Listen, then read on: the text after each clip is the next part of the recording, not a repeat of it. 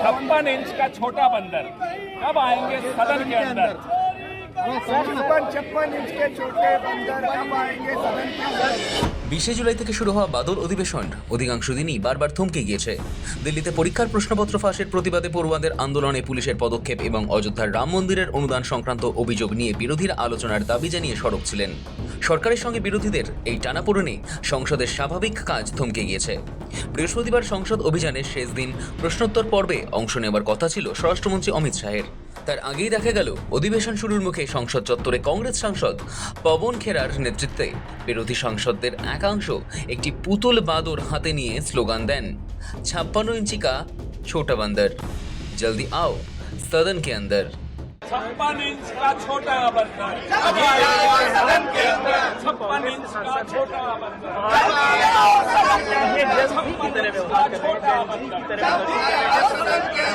56 inch का छोटा बंदर आउट हो गया, कोई चर्चा नहीं, बिल कहीं पास हुए और नहीं, वो आने को तैयार ही नहीं ना। जब खुद ही प्राइम मिनिस्टर कदम नहीं रख रहे, होम मिनिस्टर कदम नहीं रख रहे, और मैं अंदर था, मैं सुन रहा था। सुनने के लिए तुम्हारे रूम में बैठ के सुनने के लिए आते हो? अरे या हाउस में बैठ के सुनो। उसके बाद ये सब ऐसे हैं कि they want to destroy democracy. सदन में जवाब देना चाहते हैं, लेकिन उनका कहना है कि विपक्ष चूंकि भाग रहा है और इसलिए हाउस नहीं चलने दे रहा, इसलिए जवाब नहीं दे पा रहे हैं। विपक्ष तो गृह मंत्री का भाषण नहीं सुनने चाहते हैं, वो लंबा लेक्चर देगा ये भी सुनने नहीं चाहते हैं। हम लोग चाहते थे कि कौन पेलेट गन फायरिंग का ऑर्डर दिया, इसके बारे में सरकार सफाई दे, वो नहीं दिया। तो वो तो बहुत पावरफुल है, लेकिन वो तो हाउस नहीं चला पाए। দিল্লিতে নিটের প্রশ্ন ফাঁস নিয়ে বিক্ষোভ চলাকালীন আন্দোলনকারীদের ওপর পুলিশের বল প্রয়োগের বিরুদ্ধে দীর্ঘদিন ধরে সরব বিরোধীরা। গত মাসে যন্তর মন্তরে ককরোচ জনতা পার্টির সংসদ অভিযানে পুলিশের নিপীড়নের বিষয়ে বিরোধীরা সরকারের বিবৃতি দাবি করেছিল। বুধবার কেন্দ্রীয় স্বরাষ্ট্রমন্ত্রী অমিত শাহ শিক্ষার্থীদের বিক্ষোভের বিষয়ে অবশেষে মুখ খোলেন। তিনি বিরোধী দলকে চ্যালেঞ্জ জানিয়ে বলেন, তারা যদি স্পিকারের কাছে আলোচনার জন্য লিখিত অনুরোধ জানায় তবে তিনি তাদের সব প্রশ্নের জবাব দেবেন। कि आप एक पत्र 2 बजे तक लिख कर दे दीजिए स्पीकर साहब को, 3 बजे से चर्चा चालू कर देंगे और कल 3 बजे मैं जवाब दे दूंगा सारी चीजों का।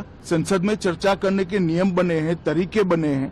अब मुझे कोई कहता है कि आप एक स्टेटमेंट दे दो, इतने गंभीर मसले पर इस तरह से चर्चा नहीं हो सकती। शायद आपके पद्धति में होगा, मगर संसदीय पद्धति ये नहीं है।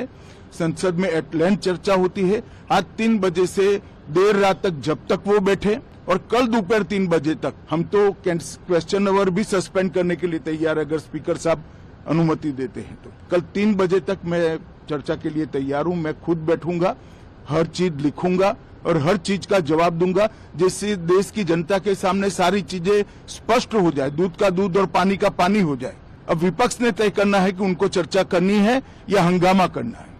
যদিও বর্ষাকালীন অধিবেশনে একেবারে শেষ লগ্নে দেওয়া এই শর্তযুক্ত প্রস্তাব প্রথমেই প্রত্যাখ্যান করেন বিরোধী দলনেতা রাহুল গান্ধী। তিনি বলেন, শাহের কল্পনাপ্রসূত কথা শুনতে বিরোধী দল আগ্রহী নয়, তারা বরং একটি প্রশ্নের সরাসরি উত্তর চায়। 20 জুলাই পরীক্ষায় প্রশ্নপত্র ফাঁস এবং অন্যান্য অব্যবস্থাপনার জেরে শিক্ষামন্ত্রী ধর্মেন্দ্র প্রধানের পদত্যাগের দাবিতে যন্তর মন্তর থেকে সংসদ অভিযানে শিক্ষার্থীদের ওপর গুলি চালানোর নির্দেশ কে দিয়েছিলেন? we are not interested in listening to Mr. Amit Shah's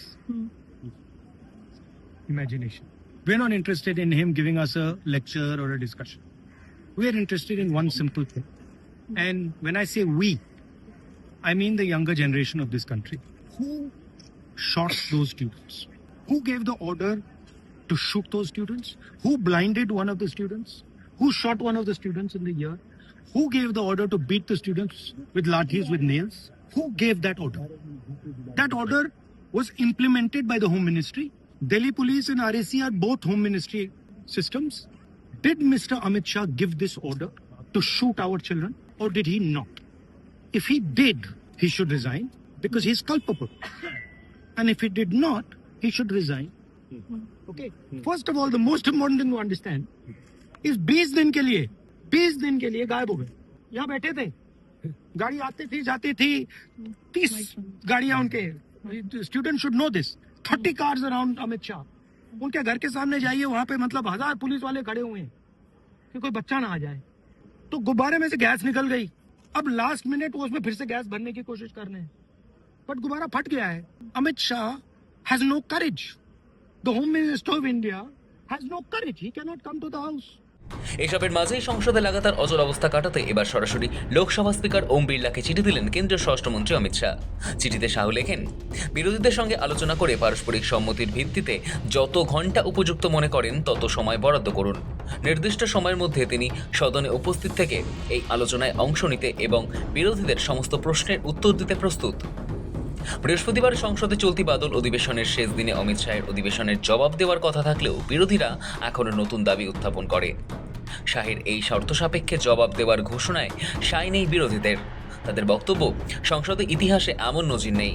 বিরোধীরা বিবৃতি দাবি করেছে, প্রশ্নোত্তর দাবি করেনি।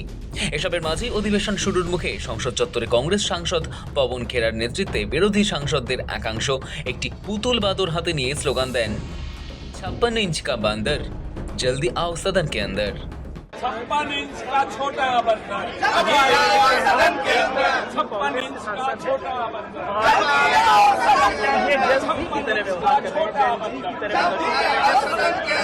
56 इंच का छोटा बंदर। गांधी चोर है, इसमें हिम्मत नहीं है, करोड़ों रुपया कमाता है झारखंड से, यहाँ कांग्रेस पार्टी को चलाता है। कांग्रेस में कोई सरकार नहीं है, हमारे झारखंड के बच्चों का भविष्य 7 साल से बर्बाद कर दिया है। और वो चोर है और उसके दिमाग में जो है जिन्ना की आत्मा घुसी हुई है। राहुल गांधी जो है होम मिनिस्ट्री से क्वेश्चन पूछ रहे हैं, लेकिन कह रहे हैं होम मिनिस्ट्री को हम बात नहीं करने देंगे। ये किस तरह की बातें हैं? उनको कह रहे हैं चर्चा कीजिए, कहते हैं हमें जवाब नहीं चाहिए, हमें चर्चा चाहिए। फिर कहते हैं चर्चा कीजिए, तो कहते हैं हमें चर्चा नहीं, जवाब चाहिए। आज अरे 20 दिन क्या किए तुम? 19 दिन पार्लियामेंट चला, कम से कम 25-26 दिन आपके पास थे, तो आप उस वक्त आपको याद नहीं आया।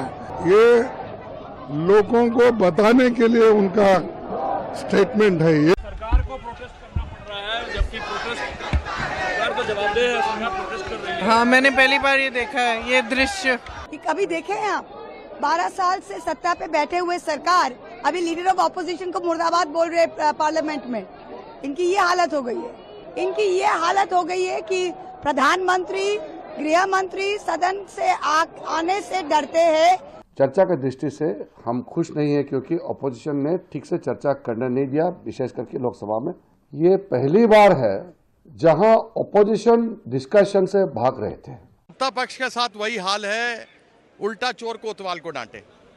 एक ये रिजिजू है, ये पार्लियामेंट्री अफेयर्स मिनिस्टर क्या, ये एमपी कैसे बन गया मुझे समझ में नहीं आता। पार्लियामेंट्री अफेयर्स मिनिस्टर होता है जो एक सेतु की तरह होता है, वो ब्रिज की तरह होता है।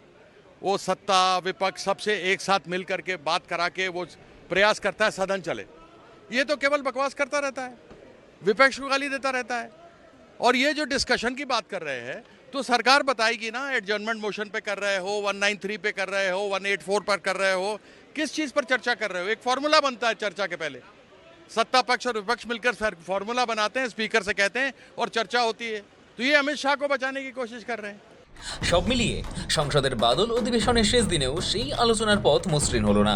সংসদ চত্বরের মকরদ্বারে বৃহস্পতিবার বিজেপি ও বিরোধীদের পৃথক কর্মসূচি দেখা যায়। রাহুল গান্ধীর বিরুদ্ধে স্লোগান তোলে বিজেপি, অন্যদিকে নিজেদের দাবিতে সরব থাকে বিরোধী দলগুলি। ওঠে দলিত প্রসঙ্গ।